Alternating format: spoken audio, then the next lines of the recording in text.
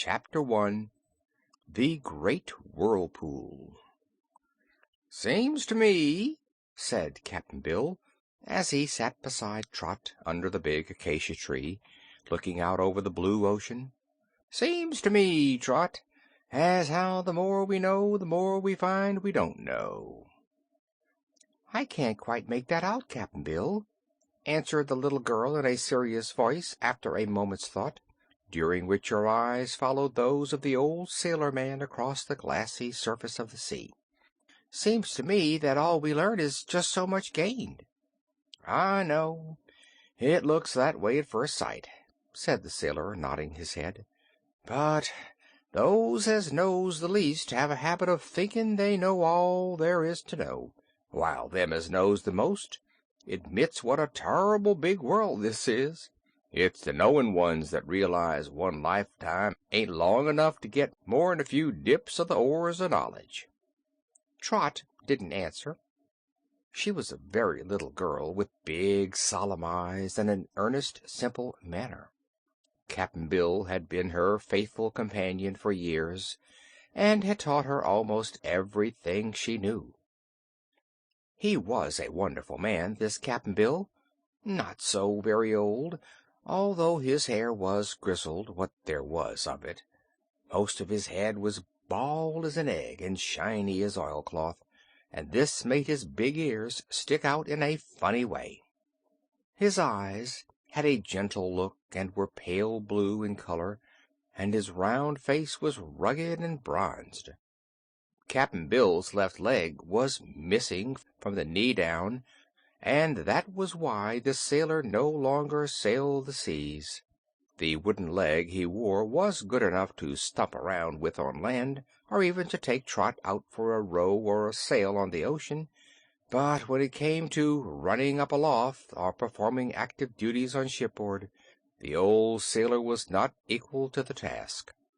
The loss of his leg had ruined his career, and the old sailor found comfort in devoting himself to the education and companionship of the little girl. The accident to Cap'n Bill's leg had happened at about the time Trot was born, and ever since that he had lived with Trot's mother as a star boarder, having enough money saved up to pay for his weekly keep. He loved the baby and often held her on his lap.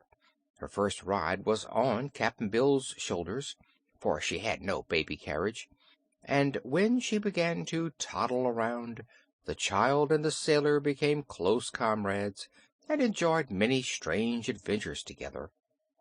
It is said the fairies had been present at Trot's birth, and had marked her forehead with the invisible mystic signs, so that she was able to see and do so many wonderful things. The acacia tree was on top of a high bluff, but a path ran down the bank in a zigzag way to the water's edge, where Cap'n Bill's boat was moored to a rock by means of a stout cable. It had been a hot, sultry afternoon, with scarcely a breath of air stirring, so Cap'n Bill and Trot had been quietly sitting beneath the shade of the tree, waiting for the sun to get low enough for them to take a row. They had decided to visit one of the great caves which the waves had washed out of the rocky coast during many years of steady effort.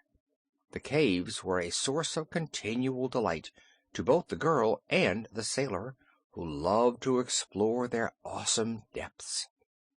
"I believe, Cap'n," remarked Trot at last, "that it's time for us to start." The old man cast a shrewd glance at the sky, the sea, and the motionless boat. Then he shook his head. "Maybe it's time, Trot," he answered, "but I don't just like the looks of things this afternoon." "What's wrong?" she asked wonderingly. "Can't say as to that. Things is too quiet to suit me, that's all. No breeze, not a ripple atop the water, nary a gull a-flyin' anywhere, and the end o' the hottest day of the year. I ain't no weather prophet, Trot, but any sailor would know the signs is ominous." "There's nothing wrong that I can see," said Trot. "If there was a cloud in the sky, even as big as my thumb, we might worry about it, but Look, Cap'n, the sky is as clear as can be." He looked again and nodded. "Perhaps we can make the cave all right," he agreed, not wishing to disappoint her. "It's only a little way out, and we'll be on the watch. So come along, Trot." Together they descended the winding path to the beach. It was no trouble for the girl to keep her footing on the steep way, but Cap'n Bill, because of his wooden leg, had to hold on to rocks and roots now and then to save himself from tumbling. On a level path he was as spry as anyone, but to climb up a hill or down required some care.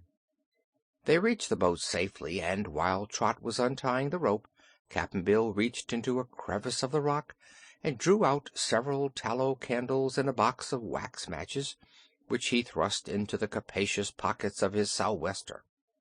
The sou'wester was a short coat of oilskin, which the old sailor wore on all occasions, when he wore a coat at all, and the pockets always contained a variety of objects, useful and ornamental, which made even Trot wonder where they all came from and why Cap'n Bill should treasure them. The jackknives, a big and a little one, the bits of cord, the fish hooks, the nails, these were handy to have on certain occasions. But bits of shell and tin boxes with unknown contents, buttons, pincers, bottles of curious stones, and the like, seemed quite unnecessary to carry around. That was Cap'n Bill's business, however, and now that he added the candles and the matches to his collection, Trot made no comment, for she knew that these were to light their way through the caves. The sailor always rowed the boat, for he handled the oars with strength and skill. Trot sat in the stern and steered. The place where they embarked was a little bight or circular bay, and the boat cut across a much larger bay toward a distant headland where the caves were located, right at the water's edge. They were nearly a mile from shore and about halfway across the bay when Trot suddenly sat up straight and exclaimed, "What's that, Cap'n?" He stopped rowing and turned half around to look. "That, Trot," he slowly replied, "looks to me mightily like a whirlpool." "What makes it, Cap'n?" "A whirl in the air makes the whirl in the water. I was afraid as we'd meet with trouble, Trot. Things didn't look right. The air was too still." "It's coming closer," said the girl. The old man grabbed the oars and began rowing with all his strength. "'Tain't comin' closer to us, Trot," he gasped. "It's we that are comin' closer to the whirlpool. The thing is drawin' us to it like a magnet." Trot's sun-bronzed face was a little paler as she grasped the tiller firmly and tried to steer the boat away, but she said not a word to indicate fear. The swirl of the water as they came nearer made a roaring sound that was fearful to listen to. So fierce and powerful was the whirlpool that it drew the surface of the sea into the form of a great basin, slanting downward toward the center, where a big hole had been made in the ocean, a hole with walls of water that were kept in place by the rapid whirling of the air. The boat in which Trot and Cap'n Bill were riding was just on the outer edge of this saucer-like slant, and the old sailor knew very well that unless he could quickly force the little craft away from the rushing current, they would soon be drawn into the great black hole that yawned in the middle. So he exerted all his might and pulled as he had never pulled before. He pulled so hard that the left oar snapped in two and sent Cap'n Bill sprawling upon the bottom of the boat. He scrambled up quickly enough and glanced over the side. Then he looked at Trot, who sat quite still, with a serious, far-away look in her sweet eyes. The boat was now speeding swiftly of its own accord, following the line of the circular basin round and gradually drawing nearer to the great hole in the center. Any further effort to escape the whirlpool was useless, and realizing this fact, Cap'n Bill turned toward Trot and put an arm around her, as if to shield her from the awful fate before them. He did not try to speak, because the roar of the waters would have drowned the sound of his voice. These two faithful comrades had faced dangers before, but nothing to equal that which now faced them. Yet Cap'n Bill, noting the look in Trot's eyes, and remembering how often she had been protected by unseen powers, did not quite give way to despair. The great hole in the dark water, now growing nearer and nearer, looked very terrifying, but they were both brave enough to face it and await the result of the adventure. End of chapter 1.